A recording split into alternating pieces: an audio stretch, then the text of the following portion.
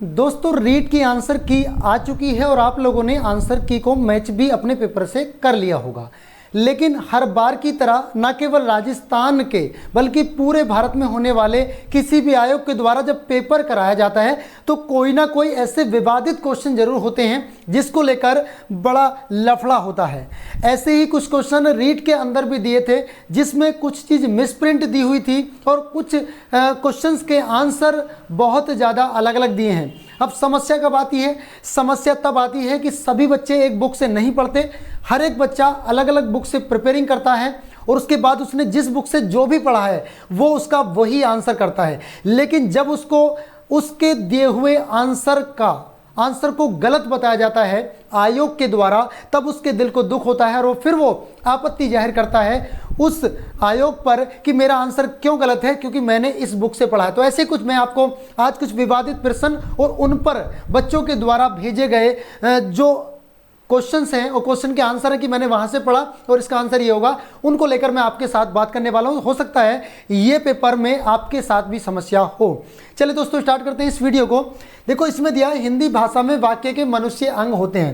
देखो कितने मजे की बात है भाई, ध्यान से देखना। इसमें मिसप्रिंट किया हुआ है, अगर आप लोगों के पास ये पेपर है तो आप इसको मैच कर लीजिएगा। तो हिंदी भाषा में वाक्य के मनुष्य अंग नहीं है, इसमें दिया प्रश्न गलत मुद्रित हुआ है क्योंकि मनुष्य के स्थान पर यहाँ पर क्या आना चाहिए, या तो प्रमुख या मुख्यतः। क्या आना चाहिए? प्रमुख या मुख्यतः अंग इसमें होना चाहिए था। और अगर यहाँ पर प्रमुख या मुख्यतः अंग होता तो इसका आंसर क्या है? इसका आंसर होगा भैया 2, क्योंकि एक उसमें कर्ता माना जाता है और एक उसमें विधेय माना जाता है, जो आपने आंसर करा होगा। ठीक है, तो आप बच्चे कंफ्यूज थे इस चीज़ को लेकर। तो एक तो इसमें ये गलती मुझे मुद्रित वाली लगी जो बच्चे ने इसको भेजा है। अब दूसरा देख लीजिएगा, बहुत सारी मिस्टेक्स हैं। अब देखिएगा ये क्वेश्चन आपके सामने शायद छोटा दिख रहा हो, मैं इसको एक बार थोड़ा सा बड़ा कर लेता हूं, ध्यान से देखिएगा। ये क्वेश्चन आपसे पूछा था रेट में और क्वेश्चन है कि शिक्षक श्यामपट्ट कॉपी या स्लेट पर अक्षरों को लिख देता है और छात्रों को कहता है कि इन अक्षरों को देखकर उनके नीचे स्वयं उसी प्रकार अक्षर बनाएं। अब होता क्या है, जिन्होंने कंटेंट को नहीं पढ़ा, जो अपने केवल स्वविवेक से खुद के विवेक से आंसर कर पाए हैं, जिन्होंने खुद के विवेक से आंसर करा है, उन्होंने इसका आंसर क्या किया? उन्होंने इसका आंसर किया अनुकरण। और आयोग ने भी इसका आंसर क्या माना है? अनुकरण माना है। आयोग कहता है कि इसका जो आंसर है वो अनुकरण है। ठीक है, हमने मान लिया कि इसका आयोग कब आंसर मान लिया कि इसका मतलब आयोग के द्वारा दिया हुआ आंसर अनुकरण, ठीक है। लेकिन फिर उन किताब को लिखने वालों का क्या हो जो एक राज्य के माध्यमिक शिक्षा परिषद के द्वारा भी उसका आंसर अलग बताती हैं। आइए इसकी कुछ पुष्टि करने के लिए इसके साथ कुछ प्रूफ दिए हुए हैं। देखो ये है हिंदी भाषा शिक्षण बीएड, बीटीसीओ, डीएलएड तथा बेसिक ट्रेनिंग कॉलेज के विद्यालयों के लिए।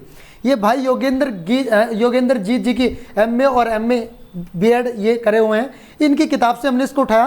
तो उसमें क्या दिया है इसको देख लीजिएगा। हालांकि मैं ये नहीं कह रहा कि इनकी किताब का आंसर सही होगा, बट मैं बता रहा हूं कि अलग अलग किताबों में अलग अलग दिया हुआ है। एक मिनट देखो भाई, इसको देखेगा यहां से, इसमें क्या दिया है, इसमें साफ साफ लिखा हुआ है। अगर आप लोगों तक चीज़ें आपको समझ में आ रही हैं तो समझने का प्रयास करें। देखो जैकार्ड विधि यहां पर लिखा है कि इस विधि का अनुमोदन सर्वप्रथम जैक टार्ट नामक शिक्षा शास्त्री ने किया।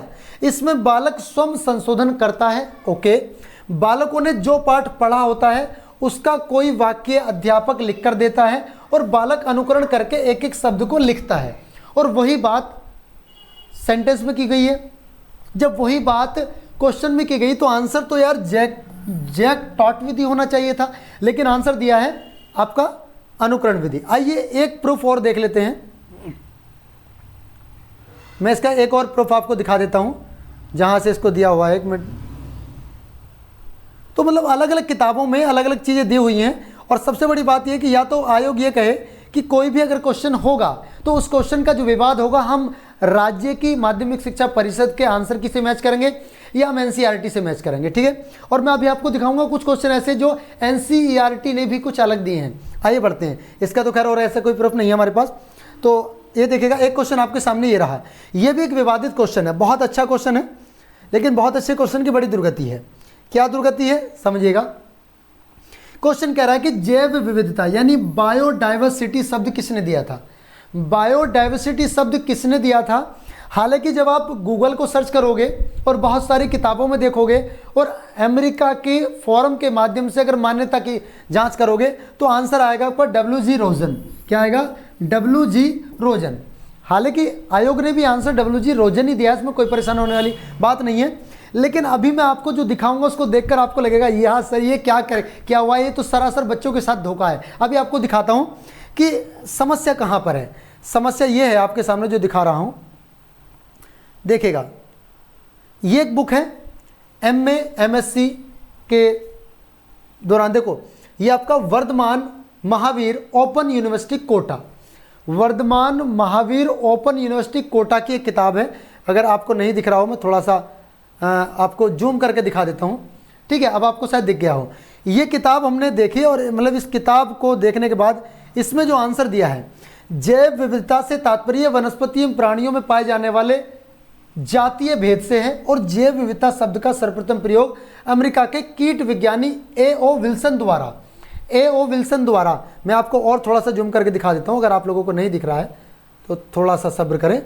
देखो इसमें क्या दिया है, A.O. विल्सन ने 1986 में किया था, तो इसमें A.O. विल्सन दिया है।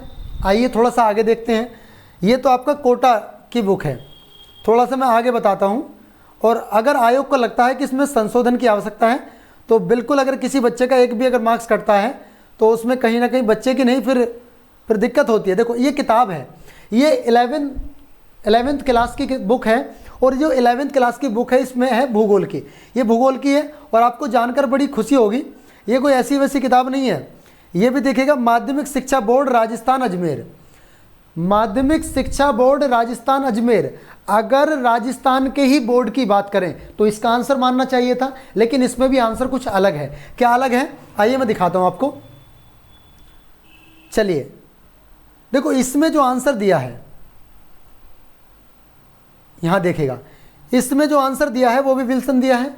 किसी प्राकृतिक प्रदेश में उपलब्ध जीव जंतुओं और पादपों की प्रजातियों की संख्या को जैव विविधता कहा जाता है। जैव विविधता शब्द का प्रयोग सर्वप्रथम अमेरिका के कीट वैज्ञानिक A.O. विल्सन ने 1986 में किया।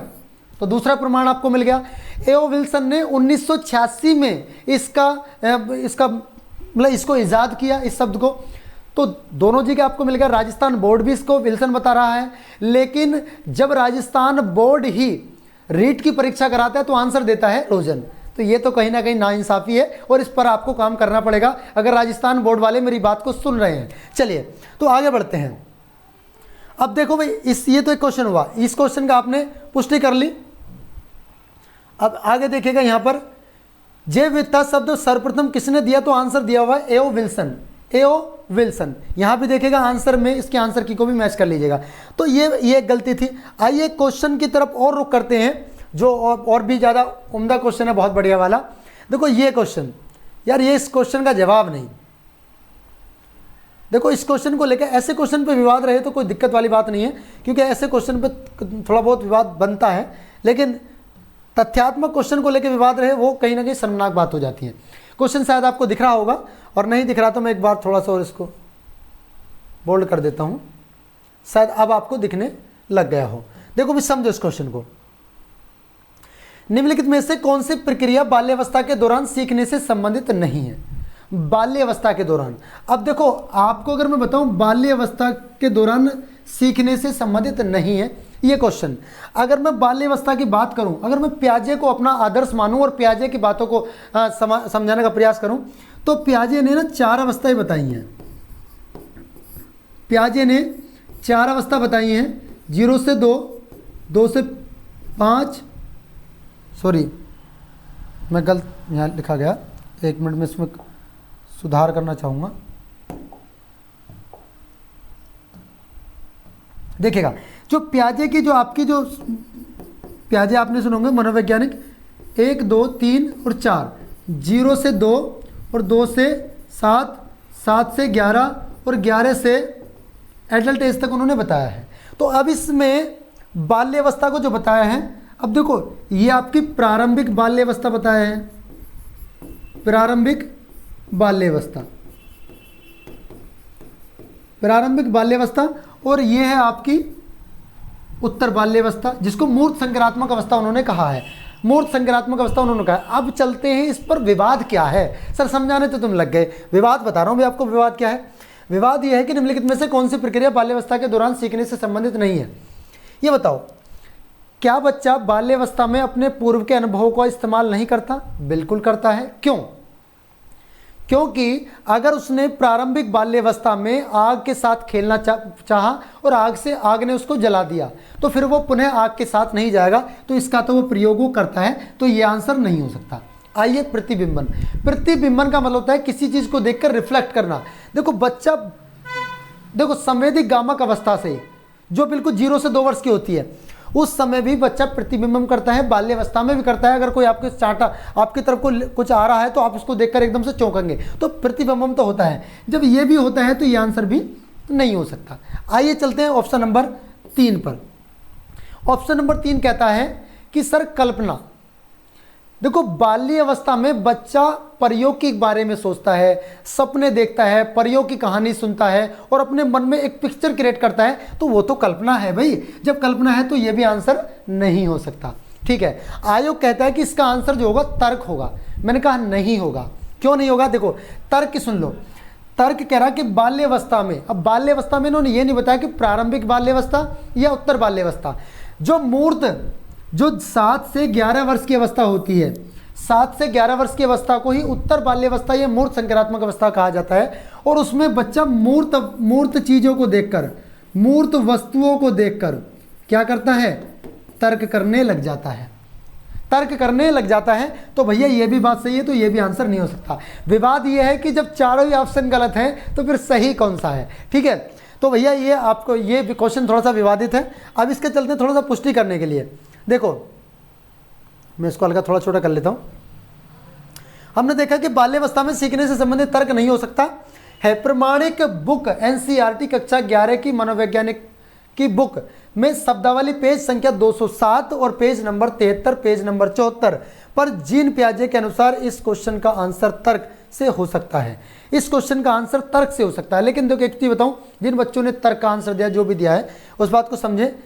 तो ये वो बुक है जो आपको दिखा रहा हूं।